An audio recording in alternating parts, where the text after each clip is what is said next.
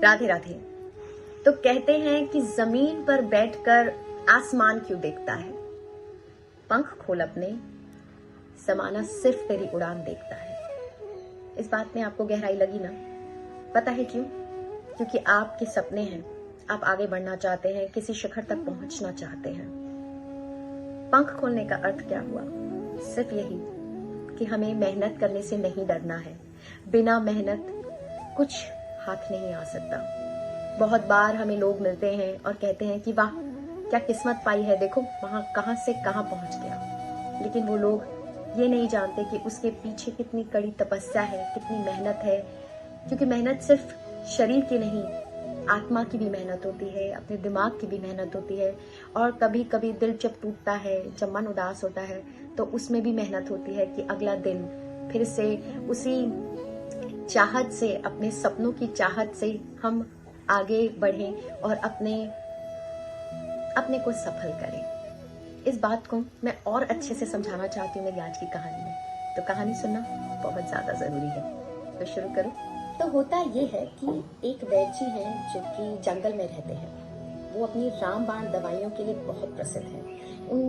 उनकी ऐसी चिकित्सा है कि असाध्य रोग भी बिल्कुल ठीक हो जाते हैं। दूर दूर से लोग उनके पास में सिर्फ दवाइयां लेने आते हैं। अब एक आदमी उनके को ढूंढते ढूंढते जंगल में पहुंचता है और उनसे कहता है कि मेरा इस रोग का आप इलाज करें, मैं बहुत आभारी हूँगा आपका। वो कहते हैं ठीक है, मैं तुम्हें 1 महीने की दवा लिखकर दे देता हूँ, बनाकर दे देता हूँ तुमको, लेकिन इसकी विधि बहुत कठिन है और अगर तुमने ये विधि जैसा मैंने कह रहा हूँ वैसे नहीं किया तो तुम ठीक नहीं हो पाओगे। वो आदमी कहता है जैसा आप कहेंगे मैं बिल्कुल वैसे ही करूँगा। तो वैद्य जी कहते हैं कि जड़ी बूटियों को अपने माथे के पसीने से ना तुमको मिलाना है और लेप लगाना है जहाँ तुम्हें तकलीफ है। वो आदमी बहुत खुश हो जाता है और 1 महीने तक बहुत कड़ी मेहनत करता है, अपने माथे का पसीना निकालता है, लेप लगाता है। धीरे धीरे धीरे सच में असर होने लगता है और वो सही हो जाता है। अब वो बहुत खुश है और एक तोहफा लेकर जंगल जाता है।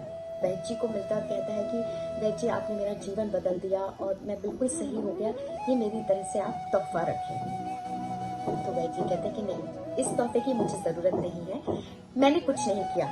तो वो हैरान हो जाता है, कहता है आप ही ने तो किया, आप ही ने तो मुझे दवा दी, तभी तो मैं सही हुआ। तो वैद्य जी मुस्कुराते हैं और कहते हैं मैंने तुम्हें सिर्फ जंगली घास सिर्फ काट कर दी थी, उसमें जो मेहनत तुमने की है ना, जो लेप बनाया है, जिसके लिए तुमने मेहनत की थी, वो तुम्हारी मेहनत है। और वो आदमी हैरान हो जाता है। कहानी की सीख सिर्फ यही कहती है कि मेहनत से कभी नहीं डरना चाहिए, क्योंकि मेहनत इंसान को क्या से क्या बना सकती है। आप लोगों ने बहुत बार देखा होगा कि कुछ लोग कुछ भी चीज कर नहीं पाते हैं क्योंकि उनको लगता है इसमें बहुत मेहनत है।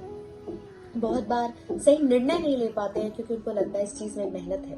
वो लोग कहते हैं कि हम अपने घर में खुश हैं, हम क्यों अपनी नौकरी बदलें, या हम क्यों घर में कलह करें, या जो चीजें मन की नहीं हो रही हैं उसके लिए क्यों सोचें, क्योंकि हर चीज में मेहनत लगती है, हर रिश्ते को बनाने में मेहनत लगती है। मेहनत से लोग क्यों डरते हैं मुझे नहीं पता, लेकिन बिना मेहनत के आपको कुछ नहीं मिल सकता। और कहानी की सीख यही समझाती है, क्योंकि वैद्य भी कुछ नहीं कर पाते, अगर वो मेहनत नहीं करता तो वो सही नहीं हो पाता।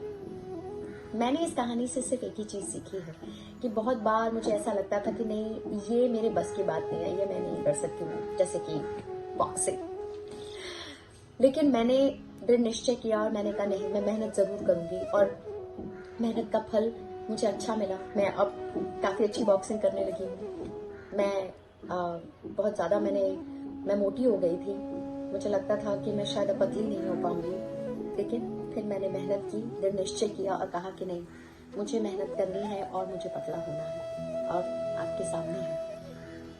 मुझे लगता है कि मेहनत से हमें नहीं डरना चाहिए। मेहनत एक ऐसी चीज है जो हमें कहीं से कहां पहुंचा देगी। और बहुत बार हमें ऐसे लोग मिलते हैं जो कहते हैं कि देखो वो कहां से कहां पहुंच गई, वो कहां से कहां पहुंच गया, क्या किस्मत पाई है। लेकिन सच में वो किस्मत नहीं होती, वो लोगों की मेहनत होती है जो उन्हें कहां से कहां पहुंचा देती है। अगर आप में हिम्मत है अपने जीवन को बदलने की, अगर आप अपने जीवन में कुछ बदलाव चाहते हैं, तो उसके लिए मेहनत करें, सोचें कि मुझे आगे कैसे बढ़ना है। आशा करती हूँ आपको ये कहानी अच्छी लगी होगी, और अच्छी लगी तो मुझे जरूर बताएं। धन्यवाद। जय हिंद।